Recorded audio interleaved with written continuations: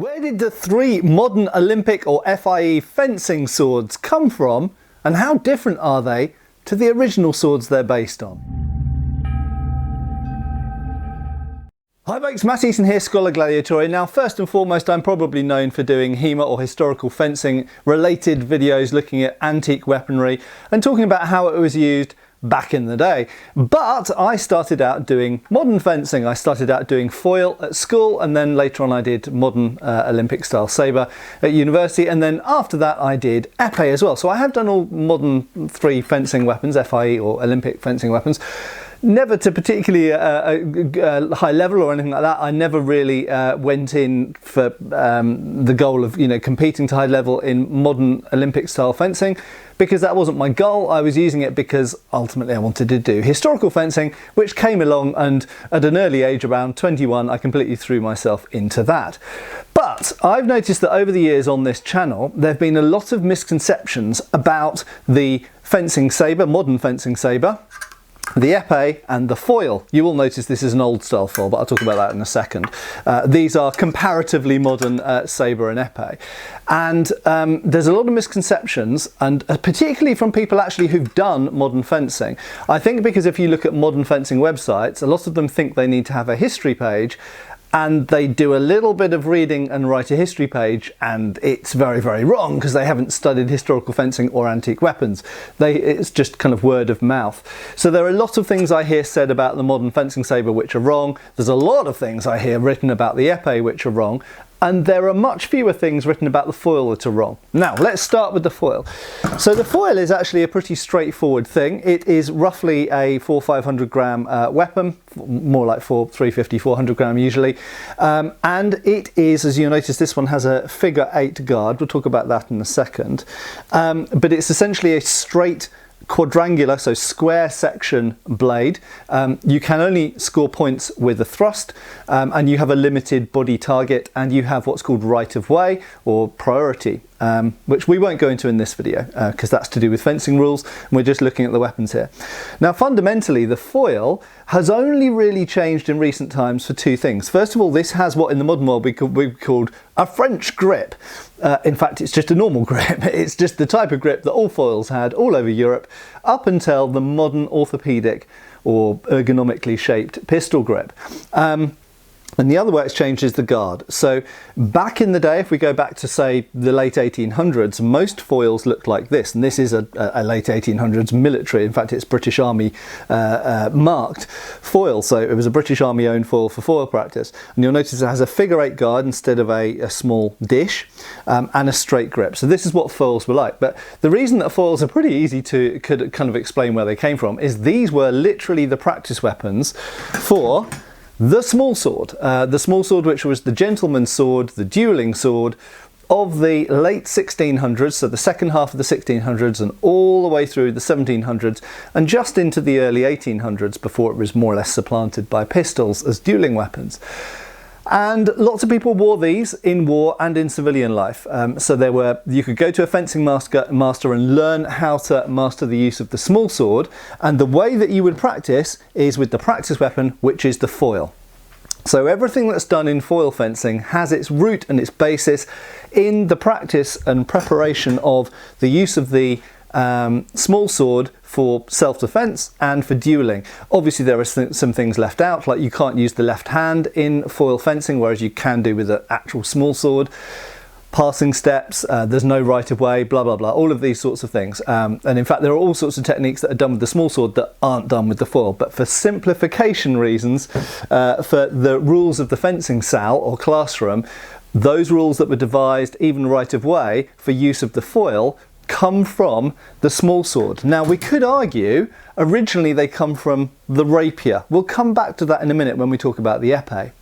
So next on to the epee. Now ironically, largely due to the size of the guard, the epee is now the heaviest of the three fencing weapons, even though you would think that should be the saber, but we'll come back to that in a second. The epee usually weighs around 500 grams, and you see it has a long straight blade. It's only used for thrusting, no cuts, and it has a large dish guard. Now, what are the things which are said which are incorrect or wrong about the epee? Well, I hear a lot of people say that the epee derives from the rapier. Now, only in the loosest sense, in that the foil also originates from the rapier, and the small sword, you could say, is an evolution of the rapier. But actually, the épée doesn't come around in modern fencing until about the middle of the 1800s, and it is a development of what's called the épée de combat. So épée just is the French word for sword, so in fact in French that doesn't give us any clues at all, it just means a straight sword. But the épée was devised as a dueling weapon that was the descendant of the small sword. So in fact, the early épées, they don't have such a massive guard. They have a triangular blade, which actually is like a small sword, not like most rapiers, and they have a triangular blade. It's only used for thrusting when rapiers are cut and thrust swords, and you'll notice this has a French grip rather than the modern ergonomic or orthopedic grip, because that's how I preferred it when I was using it.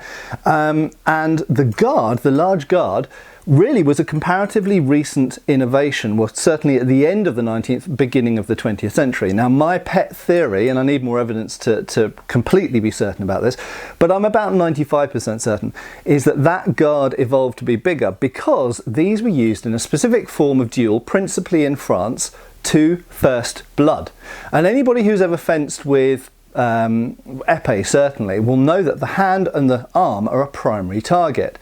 Now, if your objective is to settle a matter of honour with a first blood poke on the opponent, non-lethal, stab them in the hand or the arm, then a lot of duels are going to end up in double hits or be over very, very quickly without honour feeling like it's being satisfied, if you don't have a massive guard to protect the hand. Because if we look at the foil for a second, and the hand is not on target for foil fencing, note, you've got such a tiny guard that your hand is going to get poked an awful lot if that's the objective. Now, this is where the rules come in. So in foil fencing, you can't do that, okay? The hand isn't really a valid target in foil, whereas in épée it would be.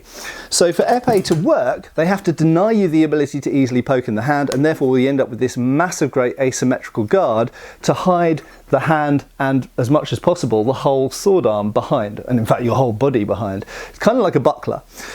So this is a specialised dueling weapon, as is the small sword, of course, but basically this is the specialised dueling sword, particularly of France, in the late 1600s and through the 1700s, into the early 1800s, and then it evolves into the épée de combat, the sharp version, and the blunt version for fencing. And I'll just reiterate, it's worth noting, if you look at early épée de combat, they have small guards, and as we go by through time, the guard gets bigger and bigger and bigger until we end up with this massive great dish to hide the hand behind.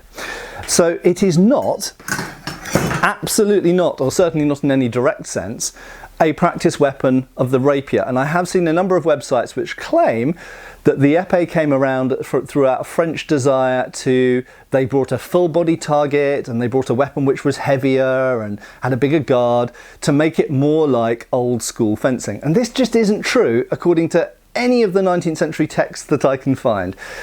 According to 19th century texts, so from the 1800s, this is purely a dueling weapon, and the only reason it has a full body target is because it was a first blood duel. So if you stab someone in the foot, you stab them in the elbow, that's first blood and there's job done. They are completely unlike a rapier. And also, the weight, 500 grams.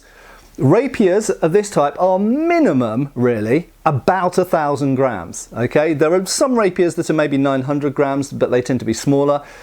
But many rapiers are up to 13, 14, 1,500 grams. That's 3 times the weight of an épée. So an épée is a very, very different object to rapiers. Okay, so that's the foil and the épée. So they're essentially both specialised dueling weapons. Now we come to the sabre. Now there is so much rubbish I have seen written about Olympic fencing sabre, both the rules and the weapons. One of the common misconceptions is this comes from a cavalry sword. It doesn't. It comes from an infantry officer's sword. It comes from the infantry officer's sidearm. Nothing to do with horses. Related to that, I also hear people say, oh, there are no strikes allowed below the waist in modern Olympic sabre. Everything is from jacket upwards, including hands, head, obviously, but nothing below the waist. And the reason is because of riding horses and cavalry. Because you wouldn't hit someone in the leg if they were riding a horse? because you wouldn't hit their horse, because you don't have to protect the horse from the other person's blows. If you look at any cavalry manual of the 1700s or 1800s, they actually have parries designed purely to protect the horse and your legs, okay? So this is like the most massive amount of BS. So that's one thing. This is not based on a cavalry sword. It's based on an infantry officer's sidearm for protecting himself, originally. But what have we ended up with? We've ended up with a 400 gram, usually around there, 400 gram, incredibly light, insanely quick, insanely light thing that is about the same weight as a foil and lighter than an epee. And yet it's supposed to be a cutting sword. Now this is kind of weird. So let's go back a little bit in time, look at the origin of sabres. So if I just grab one example, I've got a bunch here actually. So here is an infantry officer's sword. This happens to be a British one, but you could go for Prussian or French or Spanish or anything else. And there you go. That's what an infantry officer's sabre looks like. Single edged with a little bit of a false edge, obviously a point for thrusting, and a handguard like a sabre that you'd expect. These weigh usually 800 or 900 grams, okay? Sometimes as low as 700, but usually around 800 or 900 grams. Cavalry swords can be as light as 800 grams, but a lot of cavalry swords are up to 900, 1000, 1100, even 1200 grams, sometimes even heavier than that. So cavalry sabres tend to be longer, chunkier, heavier, and very often are balanced a bit further from the hand. So what we have is, but essentially we have practice swords. Okay, so for infantry officers on foot, and that's what we're talking about here, we're talking about foot fencing, not mounted cavalry sword use. They started to devise at the end of the 19th century, and you could even say going all the way back, the earliest examples kind of middle of the 19th century, so middle of the 1800s, they start to devise practice swords for these people using sabres on foot. Such that by the end of the 19th century, so by the 1880s and 1890s, and I'll link an article below if you want to read more detail about this, because I've written a few articles about this, we start to get swords like this. Now, superficially, you might think, well, that looks like a modern fencing sabre. It kind of does, and you can see where it's going. However, if you hold these two objects, they are so different. The proportions of these, I mean, you just look at the width of one blade compared to the other. And bear in mind, let's talk about weights for a second here. This weighs around 400 grams, even lighter actually, I think it's about 380. And that weighs around 850 grams, okay? So this is twice the mass of this. But not only that, it's not only twice the mass, almost all of that twice the mass is not in the hilt. The hilts are, you know, this one's a bit heavier, but basically it's in the blade, which means that not only have you got a weapon which is twice the mass, but it's all in the blade, and therefore it moves entirely differently. You can see I can move this quickly, but I can't move it anything like as quickly and easily as I can move this. It's like comparing a broom handle with a thin piece of dowel or a little bamboo pole or something. They move utterly different. They've got different rotation points, different inertia, different speed at the tip, ability to do little flick cuts like this with this, which I can do a flick cut, but it's way slower with this. So although I can theoretically throw this thing forward, the recovery time is slower, and of course it takes more of a toll in my stamina and my muscles and everything else. So strength plays a large part of these. So what happened? How did we get from these to these? Well, it seems that around the year 1900 to 1910, there was a movement away from military practice sabres like this, which required the wearing of a lot of protective gear, towards lighter and lighter ones. Now, it's not to say we didn't find lighter ones earlier. There are some manuals and treatises which talk about using a very light practice sabre.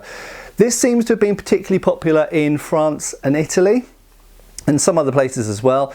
In Britain, Austro-Hungary, places like this, they seem to have retained the use of heavier ones later. And in fact, this type, or like ones like this, was still being used at the time of the First World War, whereas it seems a lot of people on the continent, particularly as I say in France and Italy, had moved to using very light ones. And part of this seems to have been the final divide from military preparation, using a sword that weighs the same as your real sword, to just using an abstract item to practice a sport, to score points.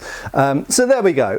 That we essentially come from military practice sabres to something which is sporting. And of course, the other thing, if we look, there's Pathé videos from the time. One of the big virtues they make of this for Olympic purposes, and remember the Olympics were reborn at the beginning of the 1900s, so at the same time as this, they were thinking about, okay, well, military stuff aside, not many people are using swords on the battlefield anymore, but fencing, we want to make fencing popular. One of the downsides of using a heavy saber is it hurts when you get hit, and you have to wear protection, and you sometimes get a broken finger. So they devised an implement whereby they could have a form of saber fencing that was way safer. You could wear less protective gear, it would be a little bit quicker, and be more of a kind of reaction, you know, quicker game, that you could actually get more speed into the sport maybe. And people could fence for longer. And funnily enough, the Italian fencing masters, preparing people for military training, one of the virtues they listed of using a lighter saber, a lightsaber, was that you could train for longer. So yes, indeed, you might not be training with the real weight weapon, but if you could train for 6 hours instead of 3 hours, you get twice as much training time in. Obviously, the virtue for the people who argued for the other side, they said the virtue of using a real weight weapon was when you went to use your real weapon in war, you'd be better prepared for it, and also it would make you stronger and build up your stamina in a different way and things like this. But you wouldn't be able to train for so long, and maybe you'd stand a high chance of getting injured and therefore not being able to train for so long. So, I hope that's dispelled some myths. To summarise, the fencing foil comes from the dueling small sword. The épée basically comes from the foil. It's a derivation of the foil, but for first blood duels instead of to the death duels. So a different priority of both rules and in the weapon. And the guard grew bigger on the épée to protect the hand, and it had been very small on the foil. And then finally, the modern fencing saber, probably the last of those three in fact, definitely the last of those three to develop, is really the splitting between military preparation saber practice and Olympic sport, which was supposed to be safer, quicker, less protective gear needed. I hope that's been illuminating and useful to some of you. Please, if you do modern Olympic fencing, don't see that anything that I've said as downplaying the virtues of modern Olympic fencing. I have done videos in the past where I've explained how modern Olympic fencing has moved in some ways further and further away from historical fencing, classical fencing, military preparation fencing, and I do believe those things, but that's not to say that modern Olympic fencing isn't fantastic and well worth doing. And in fact, even in my club, even though we've been doing HEMA for 20 years, there are still many of us who have our basis in modern Olympic fencing. Some of us still fence modern Olympic fencing, and in fact we still, including myself, still use foils and épées and sometimes even modern sport sabers in the club for different types of training. And we have people coming into the club all the time, and some people, like I say, train HEMA and train modern FIE fencing, and some people come into the club from modern fencing, and some people leave the club and go to modern fencing. It happens in both ways. And I've always said, you know, if you're under the age of 16 and you want to get into HEMA, assuming you want to do swords rather than daggers or wrestling or something, then modern Olympic fencing is a fantastic place to start. And as many of the Victorian authors who I study and teach, like Hutton and Waite, are not shy about explaining how important they think foil fencing is to improving your saber form, and even bayonet form as well. So I'm very pro fencing of all sorts, but I would also like to see the myths broken down, some of the myths that I see bandied around over and over again about modern Olympic fencing weapons. So I hope that's been useful to some of you. Like I say, if you do modern fencing, share this around with some people who you think it might be useful and interesting to, so we can try and break down these myths and get some truth, and also bring back that, show how interspliced HEMA, historical fencing, and modern fencing actually are, because they are. They're part of the same thing. Anyway, I have been Matt Easton, and I will continue to be. Hopefully I'll see you back on the channel really soon. Cheers, folks. Thanks for watching. We've got extra videos on Patreon. Please give our Facebook a like and subscribe if you haven't already. Cheers, folks.